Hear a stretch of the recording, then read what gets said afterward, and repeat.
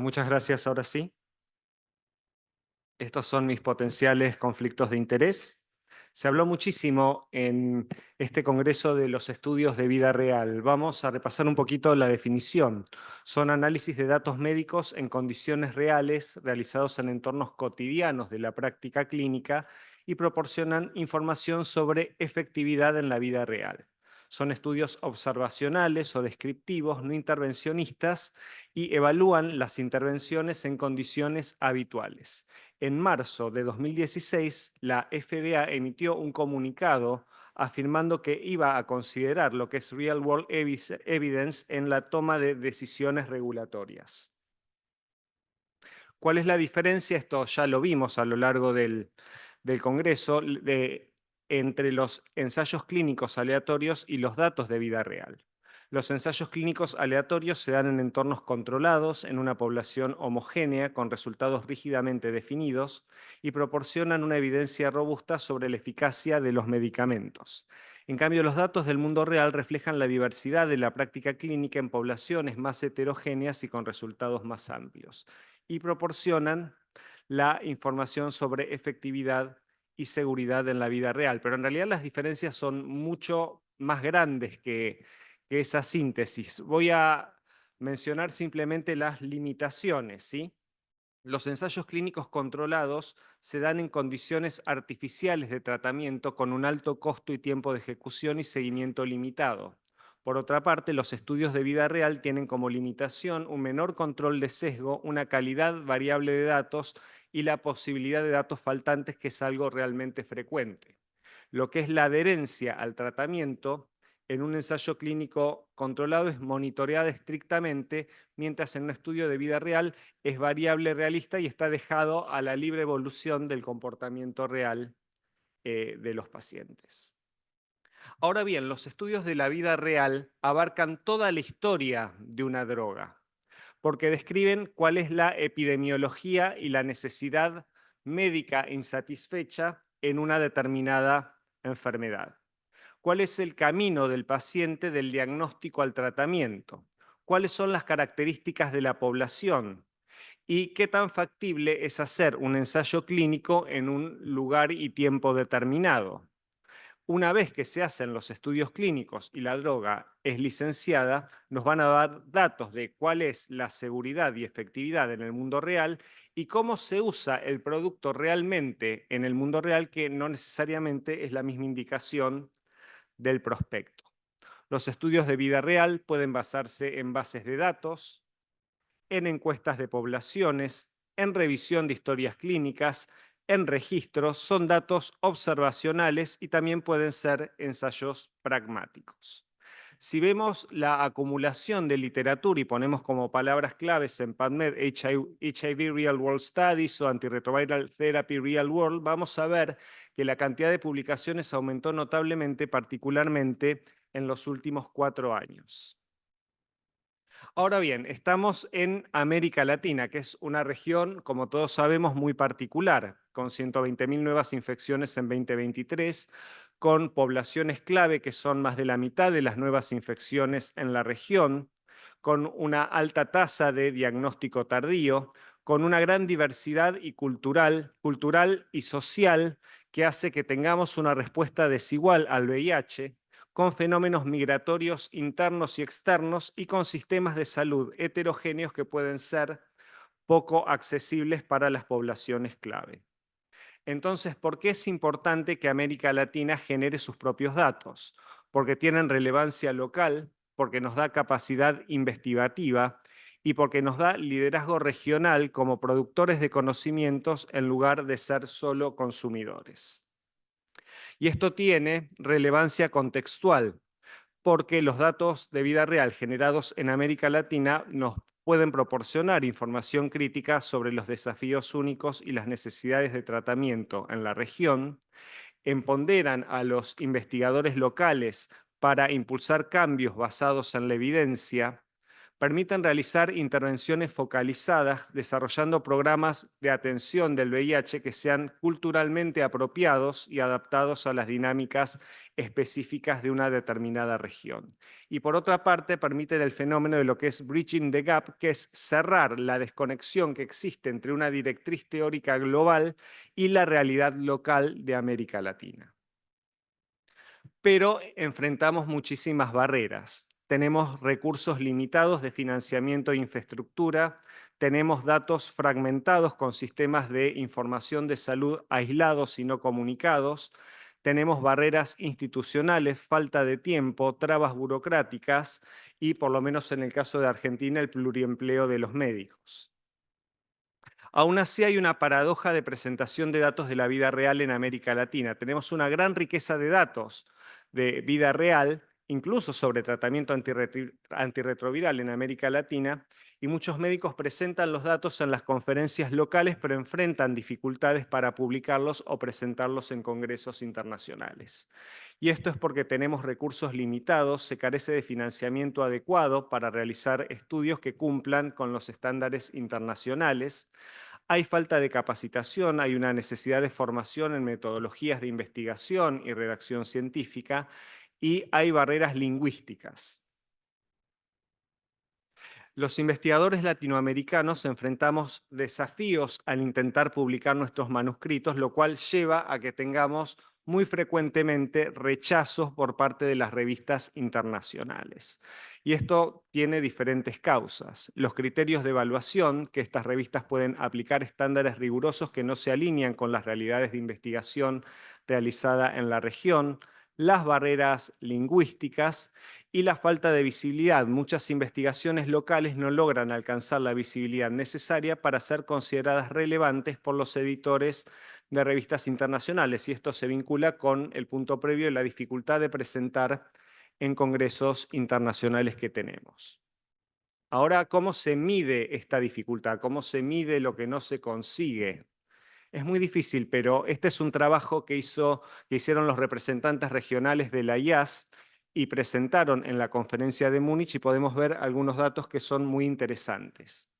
Para empezar, en la IAS los miembros de América Latina y del Caribe somos el 7,4%, somos la región menos representada. Y no solamente eso, sino que cada vez somos menos representados, porque en el 2020 éramos el 12,5% de los miembros, y esto bajó al 2024 al 7,4%. Si vemos la representación latinoamericana en la conferencia de Múnich, fue solamente del 6% de los delegados.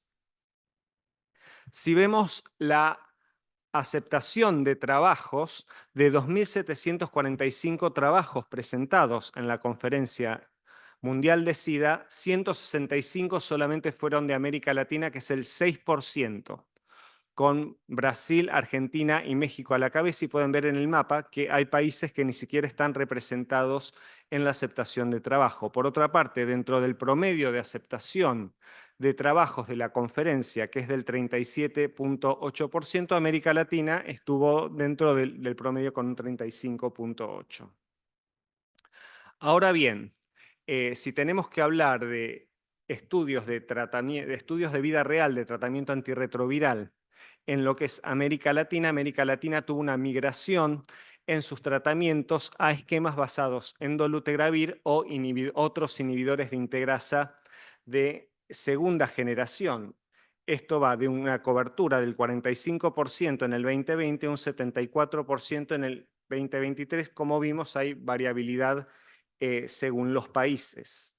Entonces, la segunda parte de esta charla es hablar de experiencias de vida real en tratamiento antirretroviral en la era de los inhibidores de integrasa de segunda generación en América Latina. Lo primero que es inevitable mencionar es el trabajo de México con la base de datos Salvar en el contexto de una optimización nacional de tratamiento antirretroviral con Biktarvy, donde se enroló, ahora deben ser muchos más, un gran número de pacientes que iniciaron Biktarvy 23.786, hicieron un switch prácticamente 45.000, y lo que se pudo ver es que la persistencia en tratamiento en los que estaban en switch era excelente y en aquellos que iniciaban VFTAF era mayor que aquellos que iniciaban otro tratamiento.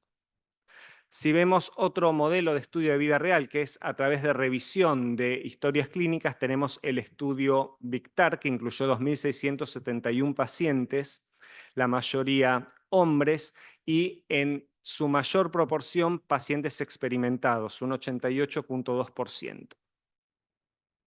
Lo que podemos ver es que los pacientes experimentados venían en general de tratamientos basados en inhibidores de la proteasa o no nucleósidos. Esto es diferente de las casuísticas europeas, donde en general vienen de otros inhibidores de integrasa y los motivos de switch eran en general simplificación o prevención de toxicidad. Y lo que podemos ver es que los datos de persistencia fueron excelentes a los 6, 12, 18 y 24 meses.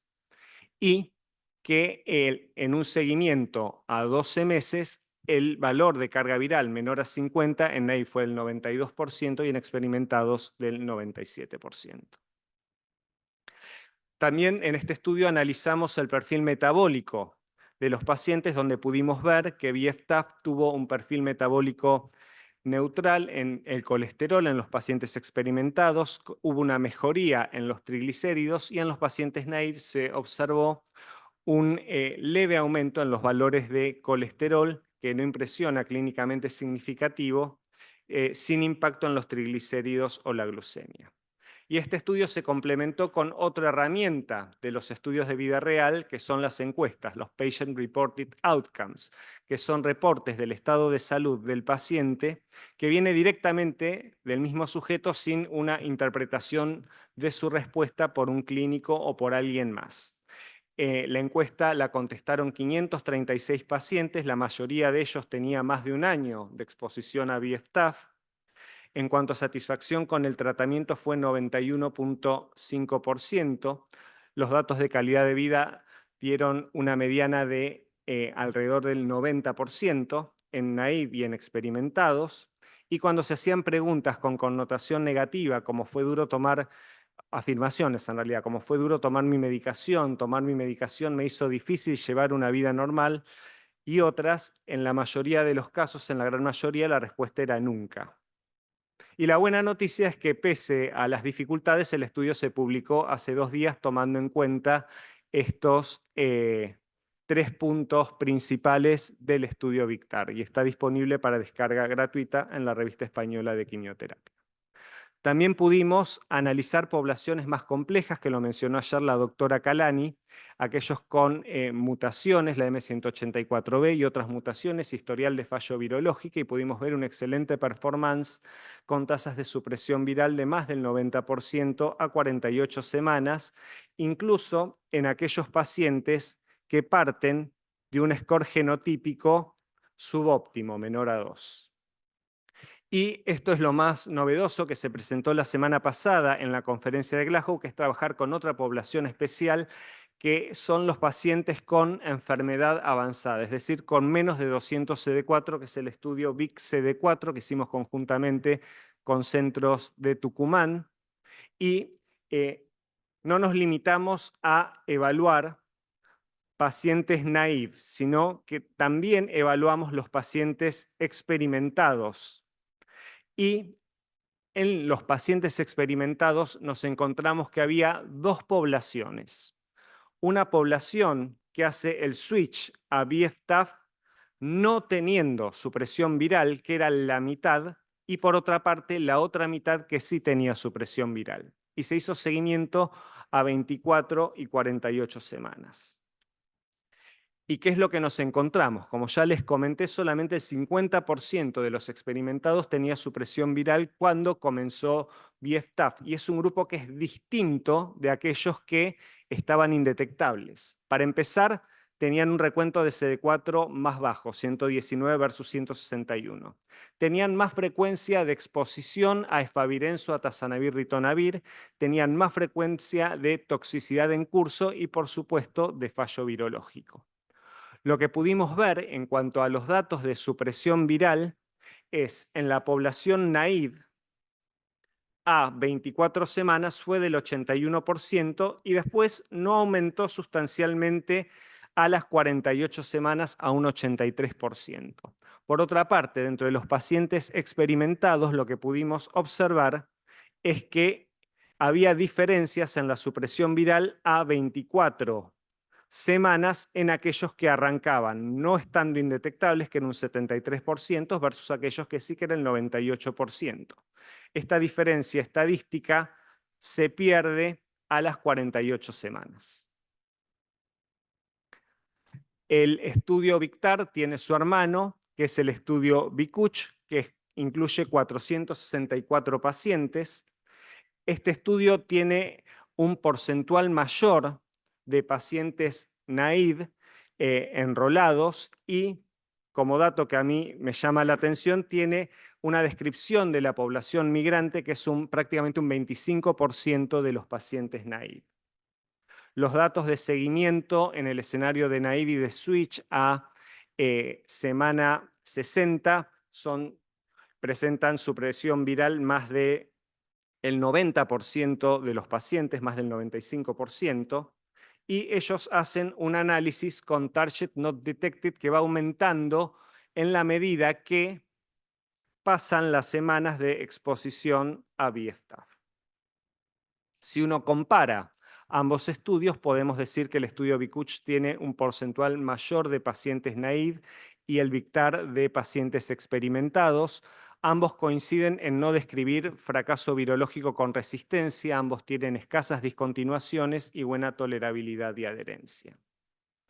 Si vamos a dolutegravir, que es probablemente el inhibidor de integrasa de segunda generación más usado y posiblemente sean formulaciones genéricas las que se usen en muchos de los países, tenemos el estudio Dolumet, que se basa también en revisión de historias clínicas. Fueron un total de 884 pacientes experimentados, la gran mayoría de ellos, que provenían en general de regímenes basados en inhibidores de la proteasa y no nucleócidos.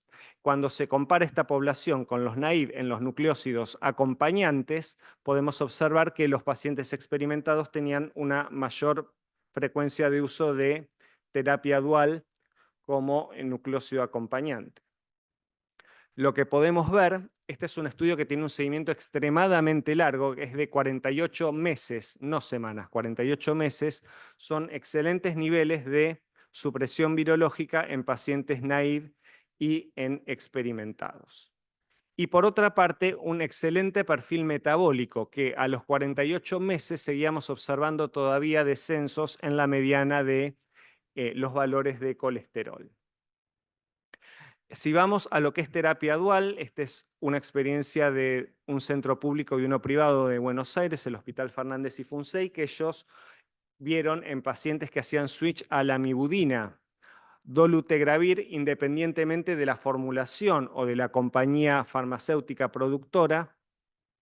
En este estudio participaron 268 personas con una mediana edad de 55 años y una mediana de seguimiento de 19 meses. La gran mayoría tenía más de 10 años de tratamiento antirretroviral. En general venían de esquemas basados en inhibidores de integrasa. Esto es distinto a lo que observamos en los estudios Dolumet y VICTAR. Y el 70% de los esquemas antes del switch tenían tenofovir disoproxil fumarato. Lo que ellos observaron eran un impacto benigno y positivo en los valores de colesterol y triglicéridos y una muy alta tasa de supresión viral al final del seguimiento del 98.1%. Y en Argentina nosotros tenemos una formulación genérica de dolutegravir lamivudina, que es el COPAC, que son las drogas por separado, pero en el mismo blister para una toma diaria. Esto está tanto en el sistema público como en el sistema privado, y del cual no se disponían datos de vida real.